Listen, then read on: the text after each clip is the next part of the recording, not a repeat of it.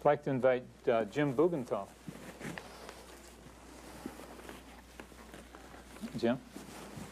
John? Join us. Thank you. Good morning. Good morning, Diane. Diane and I have been having a discussion about existential humanist theory. Can you help us understand it? I'll try. Let me start with, as you said it, there was no article, not an or the existential humanistic theory. Yeah. It brings back, when I did my first book, I titled it The Search for Authenticity, The Existential Analytic Approach to Psychotherapy. And I sent it to my friend Rollo May for comments on the manuscript. And he gave me some very helpful comments, but he made one strong suggestion.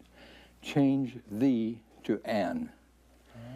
An existential humanistic or an existential analytic.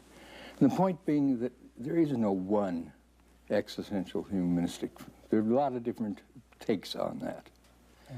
And the one I speak from is usually known as existential humanistic. It's sometimes called just existential and so on.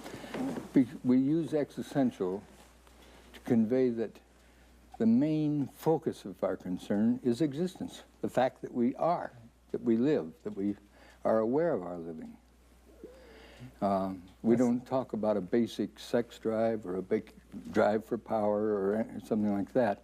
Those certainly exist, but they're not the core issue of life. The core issue of life is life itself. It's being. What are you doing with the fact you're alive?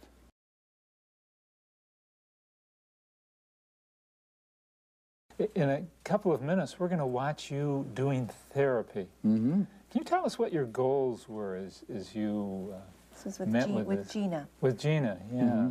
Can you My talk a little goals bit were the about- same in one sense, with each person to help be in tune with what Gina, in that case, was experiencing in the moment, and to feed it back in such a way that she might have more choicefulness. Is there anything special that we should be looking for as we watch this video with you and Gina? Maybe you can kind of set it up. Yeah, let me think just a minute. You might find it interesting to look at the difference between the verbal and the implicit, the explicit and the implicit. Since often what I'm trying to do is reflect that which is implicit, but very much present, but which the client, which any of us can't see. You know, for the three of us sitting here to suddenly stop and take note of how we are in this is a whole different matter than what we're doing. So Each is useful, but so we're looking for what's implied with the message. What's with the attention to the implicit, yes. Okay. Not as opposed to, but in concert with the explicit. Okay. Well, why don't we go on and watch you work? Why don't we?